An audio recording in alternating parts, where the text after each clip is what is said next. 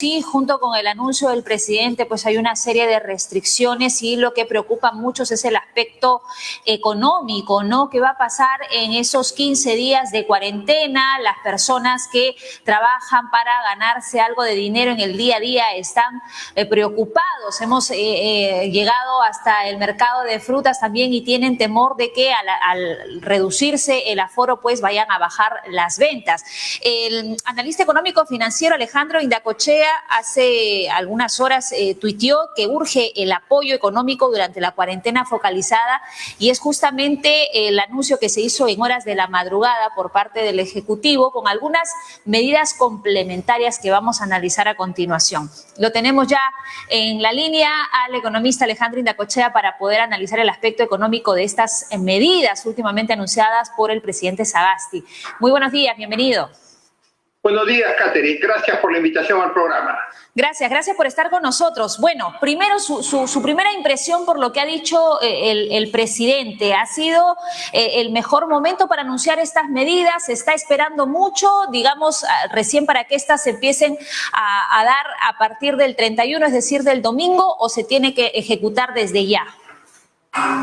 Mira, no había otra opción, no había otra alternativa. A mi opinión, yo lo hubiera tomado de inmediato. Okay. ¿Por qué? Porque con este transcurso de los días que vienen, estos 4 o 5 días, se va a dar pie, digamos, a un movimiento de gente y a una fuente de contagio. Sí. Entonces, yo hubiera tomado esta medida de inmediato. Ajá. Pero el gobierno ha hecho lo que tiene que hacer, esta cuarentena focalizada. Exacto. Ahora, las medidas complementarias anunciadas ya en horas de la madrugada a través de un tuit que no fueron incluidas en el discurso del presidente, habla de diferentes temas, ¿no? Habla del bono familiar de 600 soles a más de 4 millones de familias, habla de un alivio tributario a empresas que están incluidas en nivel extremo y alto riesgo, apoyo alimentario y apoyo a mercados itinerantes. Lo que todavía no han precisado es cómo lo van a hacer, cuándo lo van a iniciar. ¿Qué opina usted sobre estas medidas anunciadas el día de ayer y sobre cómo deberían ejecutarse también? Porque no ha habido nada aclarado en ese sentido. Mira, esto es una economía de guerra. Verdaderamente la pandemia tiene sus efectos a nivel mundial, no solamente acá en nuestro país. Claro. En una economía de guerra lo primero es atender los heridos, salud. Salud es prioritario. Y complementar con esa atención social de emergencia, alimentación. Lo que sí quisiera insistir es que se evite los errores que se cometió en la primera etapa. No tiene sentido para mí dar un bono monetario y hacer colas en los bancos nuevamente. Recordemos, eso dio pie a un maltrato a la gente de la tercera edad y por otro lado una fuente de contagio en los bancos cuando a los pocos meses se podía abrir por intermedio de un celular una cuenta corriente. Yo soy partidario que se den bonos alimentarios y se reparta canastas alimentarias por intermedio de las Fuerzas Armadas durante el toque de queda. ¿Por qué con las Fuerzas Armadas? Porque el reparto con los municipios a nivel nacional ha sido un fracaso. Hay más de 1.300 municipios investigados de por medio. La logística, la estructura, la tiene armada las Fuerzas Armadas para poder repartir y distribuir canastas alimentarias a los sectores más afectados durante este periodo de la cuarentena. Ajá. Y garantizar que la ayuda llegue a las manos de estas familias, ¿no? Porque ¿de qué sirve anunciar medidas, apoyo para estas tantas familias en bonos, en comida y etcétera, si estas van a llegar pues después de 2, 3 semanas? No tiene mucho sentido. La gente necesita comer, la gente necesita el dinero para el día a día. Ahora, una consulta que también está circulando mucho en redes sociales es si la mejor opción hubiese sido quizás retroceder progresivamente en el tema de la fase de la reactivación económica.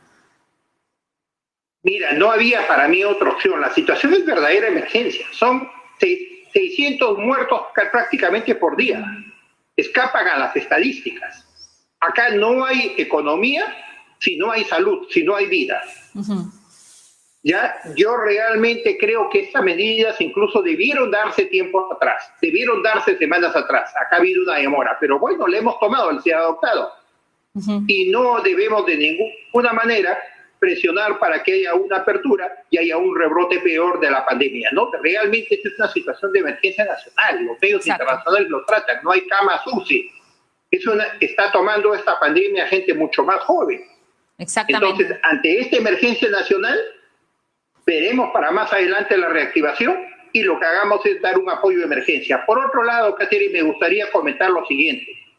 ¿Tiene sentido entrar a un proceso de elecciones cuando dos candidatos están enfermos, con la pandemia en aumento, subiendo, en una situación en la cual más del 40% vota en blanco o no sabe por quién votar? Es un gran riesgo, ¿no? Porque claro, sobre eso no ha dicho nada todavía el presidente. O sea, de hecho, hace algunos días él garantizaba que una de las promesas de su gobierno era pues cumplir con el cronograma electoral y cumplir con las elecciones el 11 de abril. Han habido algunos pronunciamientos en contra, incluso de algunos candidatos, pero sobre ello no hay nada definido. El presidente del Jurado Nacional de Elecciones lo que dijo es que no es una decisión de su institución, pero que esto se debería postergar en caso de una catástrofe, ¿no? Un terremoto o tal. Pero si estamos hablando de muchísimas muertes a diario, algo se tiene que hacer.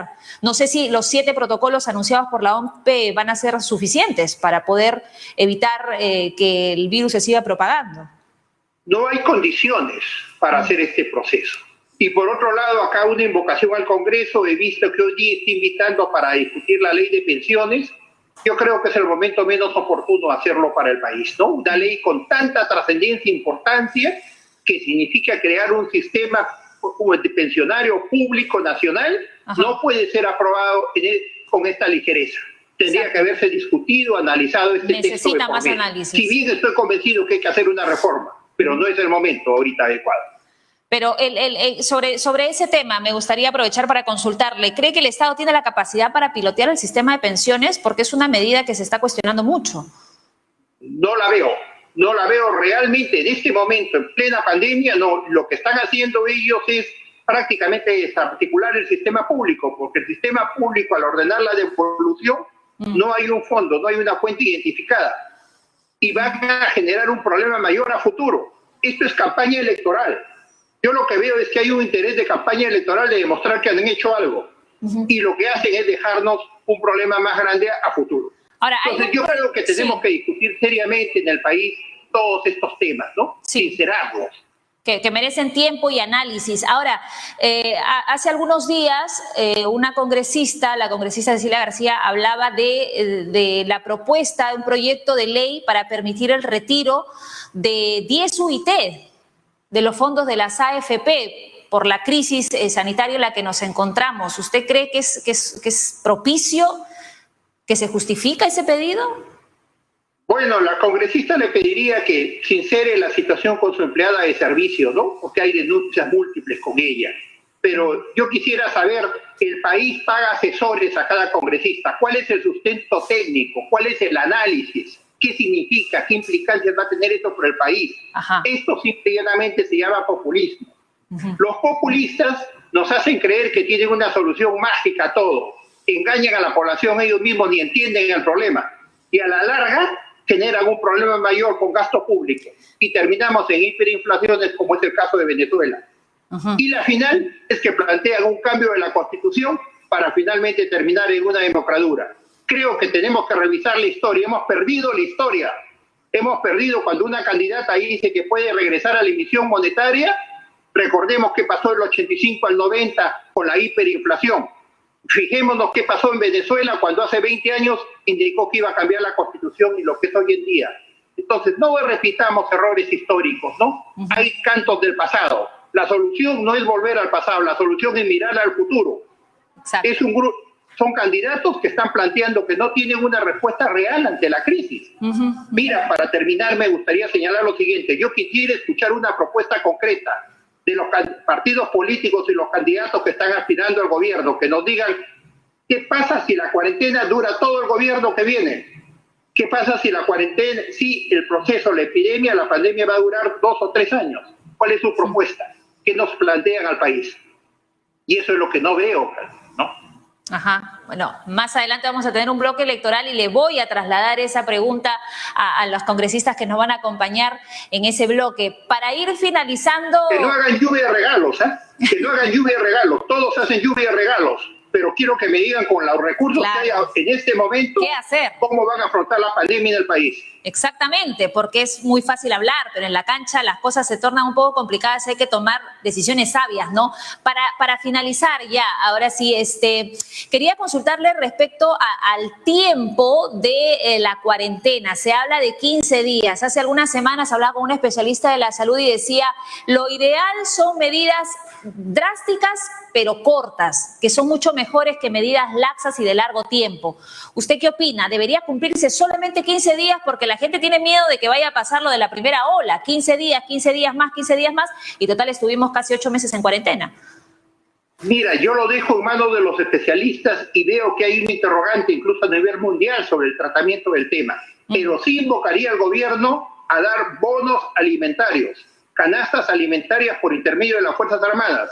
De ninguna manera dar bonos con dinero y colas en los bancos, no repetir lo del pasado. Perfecto. Desde acá va mi invocación. Correcto, señorita Cochán, muchísimas gracias por estar con nosotros. Vamos a ir ampliando la información y seguramente en los próximos días vamos a tener que consultarlo nuevamente. Gracias.